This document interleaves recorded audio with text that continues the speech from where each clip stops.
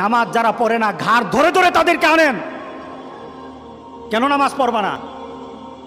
তুমি মুসলমান, এই মুহূর্তে তুমি আমরা এক কাতারে দাঁড়াই, এটা যদি আপনার সন্তান হয় ধরেন নামাজ পড়তে আসো। রাগ করতেছেন? কঠিন করে কথা বলেছি? আমি কঠিন করে বলি নাই।